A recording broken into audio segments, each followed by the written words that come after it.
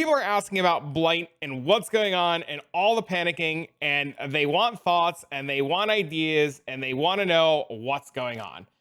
Okay, so starting from where we're at in the tree and what's going on right now, Blight in itself has lost the oil extractors, which is fine.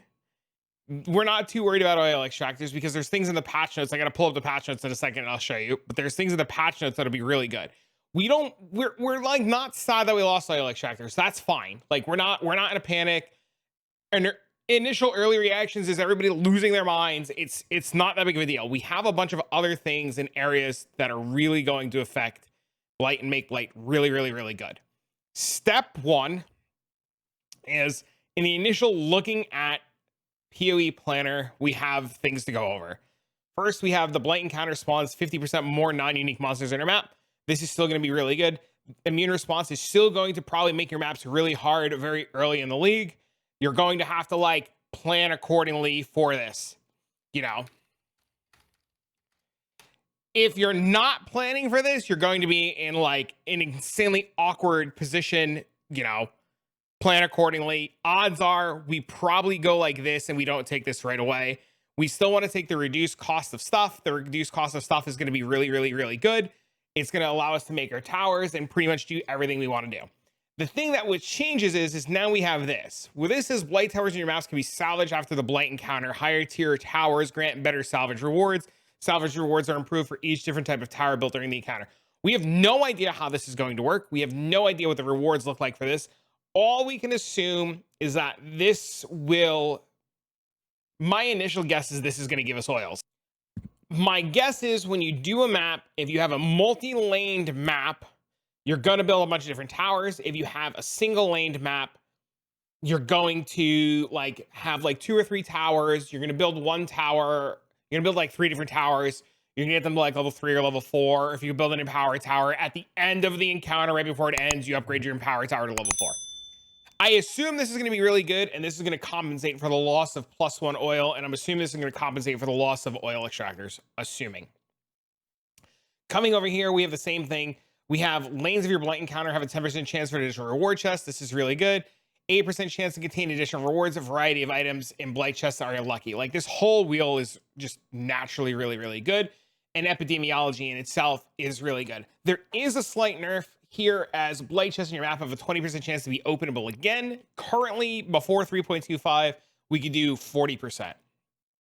So it kind of sucks knowing that we're getting 6 slots, but we're not going to be able to use that because that Scarab was removed, but we'll see that in the patch notes. So you don't get the multiple chance to open up anymore. You just have a base 20%, and it leaves room to do things with the Scarabs. But since we're doing Toxic Sewers, I think is back. Since we're doing Toxic Sewers, like all of our Blight chests are going to be lucky. So they're always going to be Blight, or in theory, always going to be Blight rewards, or it's going to be a 1-lane Blight reward. So, you know, our Blight chests are going to be lucky, which is always going to be really good. These don't change. These are still a chance for Blight. None of this changed. This is still the Cassia stuff. This doesn't change. This is still Cassia's Pride. Cassie's Pride's still on the fence. If your character's not very good, take it. If your character's really good, don't take it, right? Coming over here, you have 10% chance for more Blighted maps. These nodes are insane. I think Blighted maps are going to be extremely plentiful in 3.25. Without a doubt, they're going to be just plentiful. And I'm pretty convinced that the best way to farm Blight is going to be inside of Blighted maps. We'll get there in a minute. This says Blighty chests in your maps have a 60% chance to contain more Blighted maps. So 60, 70, 80, 90, 100. And completing a Blight encounter in your map gives you Blight Reach. Blight Reach says Blight Reach grants a chance for maps found to drop as Blighted maps instead. So, in theory, with alters and map dupes, we can do the Cassia, get Blight Reach, clear the map, and find, like, in theory, a ton of Blighted maps. I don't know how many Blighted maps is going to give. I don't know what the percent chance of Blighted maps is going to give. This is obviously going to be like a 3.25. We're going to test and we're going to do things. But overall, this makes Blight really, really, really strong and really profitable because a lot of profit came from selling a massive amount of Blighted maps. The biggest problem that's going to be is that if there's a ton of blighted maps, they might not be valuable. But I think running blighted maps is going to be insanely strong because of the oils and the bases. So there's a world where like we want to be farming as many blighted maps as possible.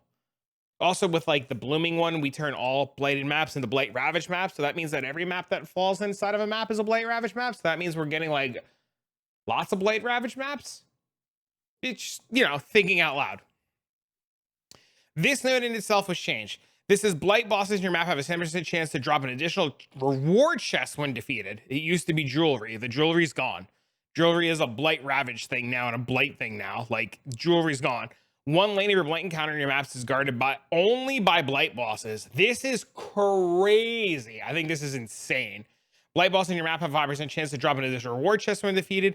I think this entire wheel is going to make Blight instantly profitable. If you do Blight on like a Crimson Temple or a map that drops Apothecary, this will probably be like the lane that's like ends up being like juiced out of its mind, and like you would get like good stuff out of this. You know, I think this whole wheel is going to make Blight crazy profitable.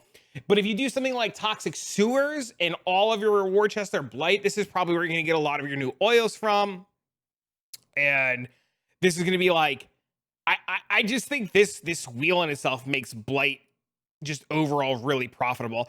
I know we lose oil extractors, and I know we lose anointed jewelry, and I understand that anointed jewelry was one of the best ways to make profit and currency in the current state of the game in terms of Blight outside of blighted maps.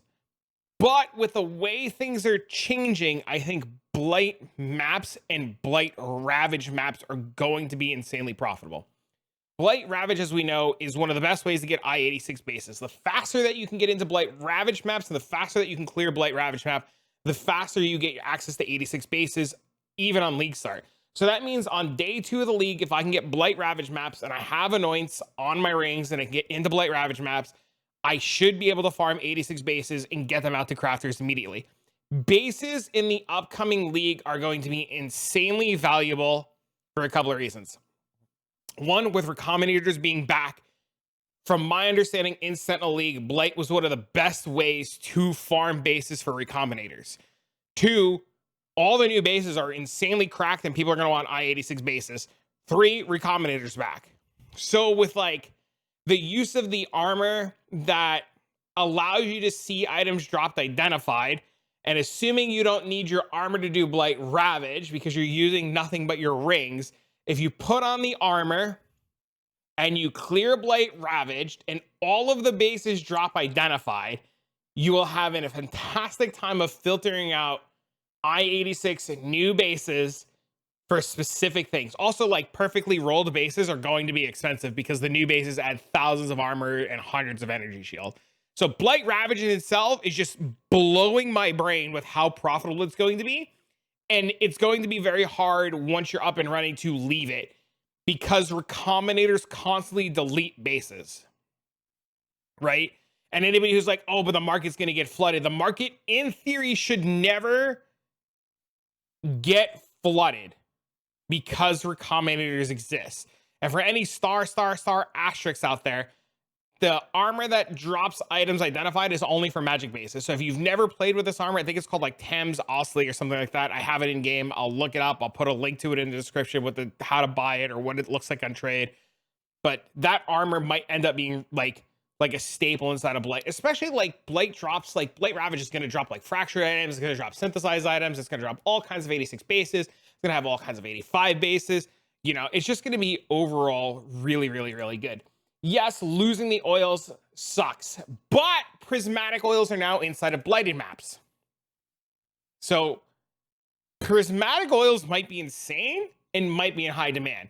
Also for Blight map farmers and Blight Ravage map farmers, with oils being rare inside of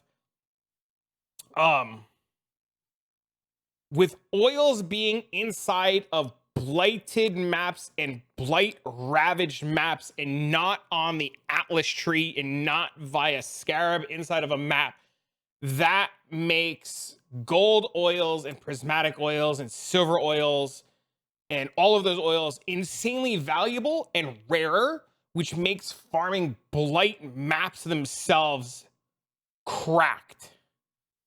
The problem is players are going to be limited by if their computer can handle blighted maps, right? Like if your computer blows up, I don't know, right?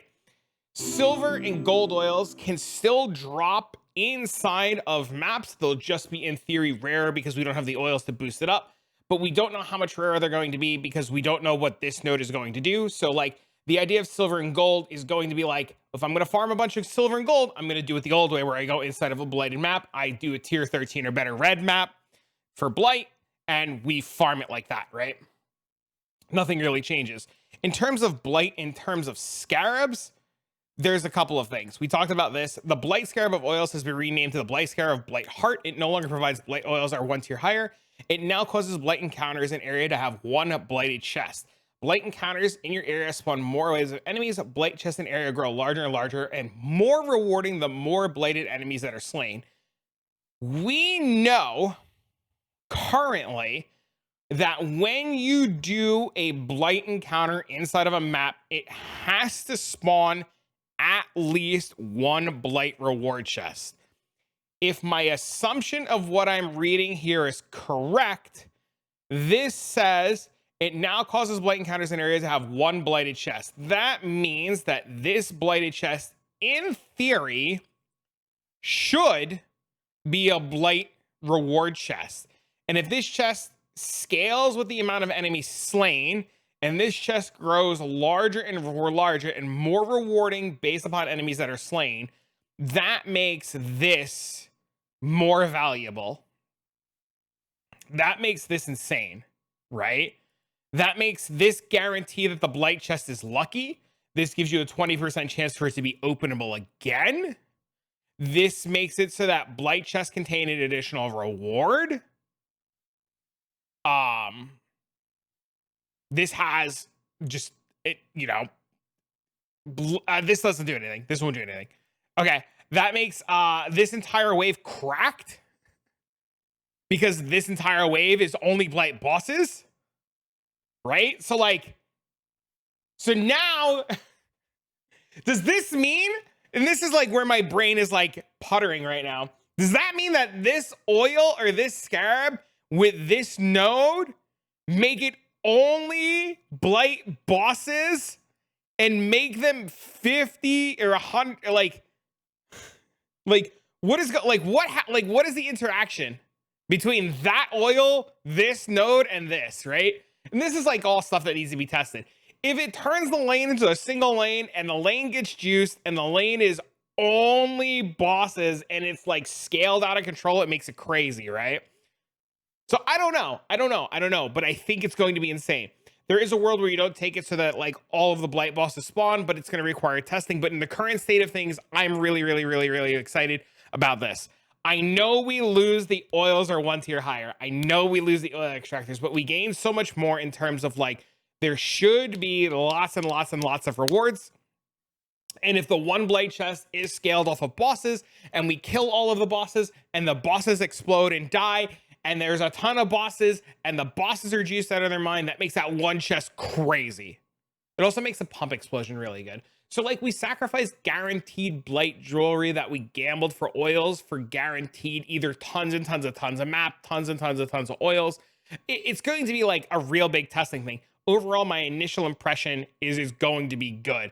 I mean, also, like, who knows? Maybe we do an encounter. We drop 400 clear oils at the same time. And we just vendor 400 clear oils and we just like work our way up, or we drop like 30 red oils or 30 black oils or something, you know, something insane.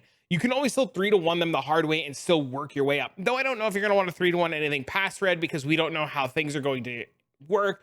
We do know that oils are on the currency exchange market. So it's going to be the best time ever to sell your red oils, your black oils, your opal oils, your blue oils. There are going to be players of all different varieties who are looking for oils of all different colors and sizes, right? So you're constantly going to have players who are going to want those like clear oils, players who are going to want, I know me, I'm going to buy amber oils to get started. You're going to want players who are going to want red oils for lucky chest. People are going to want black oils, silver oils. People are going to need oils, and the currency exchange makes Blight plus this, very good. You will not probably see as many gold and silver oils outside of blighted maps, which is fine, which makes it okay. Outside of that, I think there's like nothing else in terms of like the mapping. But double anointed amulets can now drop in Blight Ravage maps. I don't know if people have spent time thinking about this. If you drop a good base, right? If you dropped a good base, right? And just say, I don't know, it got champion of the cause. And I know this is rare, and sovereignty.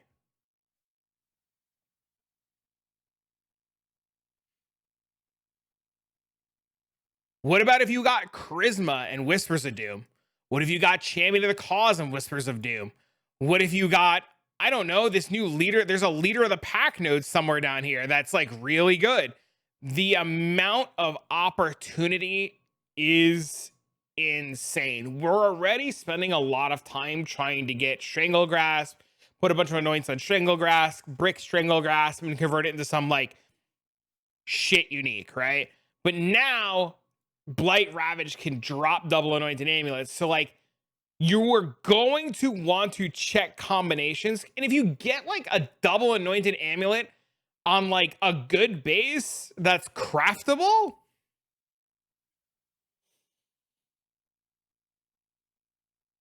like that's crazy. I don't know. To me, like, why would you ever live inside of regular maps when I can farm double anointed amulets to sell? That's me, though. That's me. That's me. And then the rest of the changes on the thing, like this says that this was replaced. We know this with higher tier maps get salvaged, and salvage rewards are improved. The Atlas passive, but it doesn't tell us what it does yet, which is fine. This one says that completing a Blight encounter gives you the Blight chest that contain more Blighted maps. And, you know, that's all the basics of it. I don't know yet how good Blight is going to be. I don't know what's going to happen. I know there's a lot of people, like I said, that are really worried about oils. I know there's a lot of people that are worried about the +1s. I know there's a lot of people that like sitting in maps, and I think mapping is 100% going to be the play. But I know for me, I've said this time and time and time again, I think Blight is insanely profitable. Blight has always been profitable. Blighted maps have always been profitable for a few reasons. One, it's tons and tons and tons of bubblegum currency all of the time. Two, it's going to be just tons and tons and tons of maps that you get to sell to players that are burning maps. We know now with the new Isla thing, red maps are probably going to be an insane amount of demand. Blighted maps give you tons of red maps. People are going to want tons and tons and tons of maps to get their map workers to work. There's just going to be everything that you want inside of a blighted map to make you profit. Yes, it's going to suck because you're not going to get maybe possibly as much loot out of a like blight encounter, but the idea of sitting AFK inside of a blighted map and then coming back in 5 minutes is going to be insane. I don't know if we can send new workers on blighted maps. If we can, that makes it also like double, triple insane. I don't know. There's going to be a lot of testing, but overall, my initial feelings is that Blight is going to be probably the most cracked thing, probably next to Ritual. Ritual's probably also going to be insane, but that's like a whole nother topic for another day. But I don't think there's any fear or any worry about losing oil extractors. I don't think there's any fear, any worry about doing Blight inside of maps. If anything, the one single chest exploding tons of blighted maps, there's going to be an insane new need for them. I don't know how the new chisels are going to interact with blighted maps yet. We're going to have to test. I don't know how any of the new functions are going to work. All I can say safely is I know the following. One, my plan on League Start is to literally blitz the Atlas as fast as possible. Two, while blitzing the Atlas, I plan on fully setting up King's March and getting King's March up and running as fast as absolutely possible.